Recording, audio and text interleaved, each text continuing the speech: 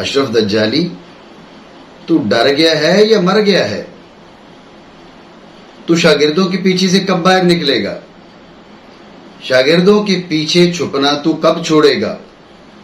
اپنی اس عادت سے تو کب باز آئے گا؟ میں تجھے جانتا ہوں، تو بڑھ کے وہاں مارتا ہے جہاں تجھے معلوم ہو کہ سامنے والا مناظرہ کرے گا نہیں، یا وہ کمزور ہو اور تو یہ سمجھتا ہو کہ تو اسے دبوچ لے گا، اب تو بڑھ کے مارتا ہے۔ لیکن مجھے تو جانتا ہے، اور مجھے صرف تو نہیں جانتا، تیرا استاد ظہور مانگے والا بھی مجھے جانتا ہے۔ مناظرے کا چیلنج قبول کر کے میدان مناظرہ سے غائب اشرف دجالی تو نہیں، تیرا استاد۔ تیرے استاد کی کوئی اوقات نہیں ہے میرے سامنے بیٹھنے کی۔ جب تیرے استاد کی اوقات نہیں ہے تو کیا کرے گا؟ تیرا استاد مناظرہ قبول کر کے میدان مناظرہ سے فرار، غائب۔ جب تیرے استاد کی یہ اوقات ہے تو میرا سامنا کیسے کرے گا؟ ہمیں معلوم ہے، ہمیں یاد ہے وہ دن بھی جب ایک عالم سے تم نے مناظرے کی بات کر لی تھی۔ میدان مناظرہ میں تو پہنچا نہیں تھا، لیکن 1 گھنٹے کے اندر 12 بار تجھے واش روم یوز کرنا پڑا تھا، 1 گھنٹے کے اندر 12 بار، اور آخر کار تجھے آ کر اپنے صراط جہیم کپڑے بھی چینج کرنا پڑے تھے۔ ہم سے کوئی بات بولی ہی نہیں اشرف دجالی، ہمیں تمہاری ساری اوقات کا پتہ ہے۔ تو شاگردوں کے پیچھے سے باہر نکل اور خود سامنے آ، نکل میدان مناظرہ میں۔ اور مجھے معلوم ہے اشرف دجالی 1 بار نہیں تو 7 بار بھی پھر پیدا ہو جائے جب بھی تیری اوقات نہیں مجھ سے مناظرہ کرنے کی۔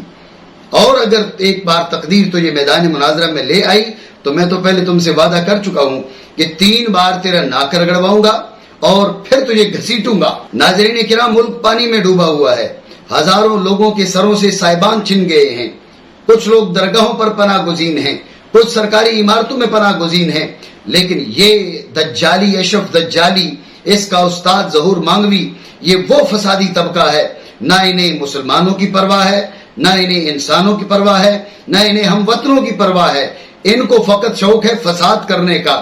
ظہور مانگے والا ایک عرصے سے سادات کرام کے پیچھے پڑا ہوا ہے اپنے بغض اور اپنی یزیدیت کا۔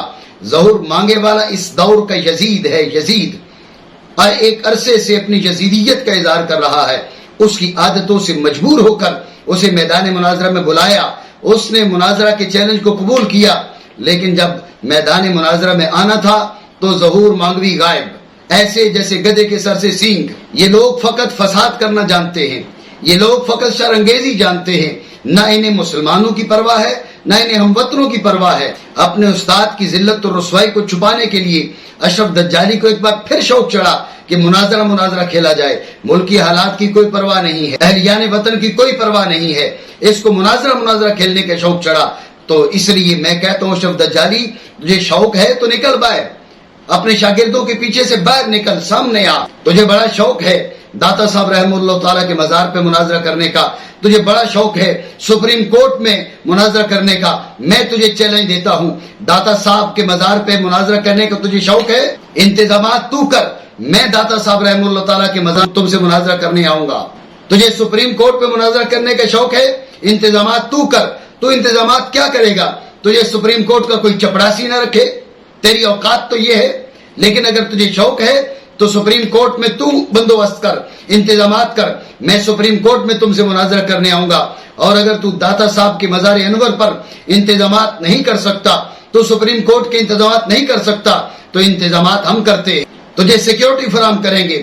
پہلے تو تیرے پاؤں پر 4 شیڈول کی مہندی تھی نا، پہلے تو یہ بہانے کرتا تھا، اب تیرا یہ بہانہ بھی ختم ہے، انتظامات ہم کریں گے۔ نکل اپنی بل سے باہر، نکل شاگردوں کے پیچھے سے باہر اور سامنے آ، میں تیرا منتظر ہوں۔ اور اگر تو سامنے آ گیا، میدان مناظرہ میں آ گیا، تو یاد رکھ 3 تیرے ناک کی لکیریں اور 1 بار تجھے گھسیٹوں گا، انتظار کر۔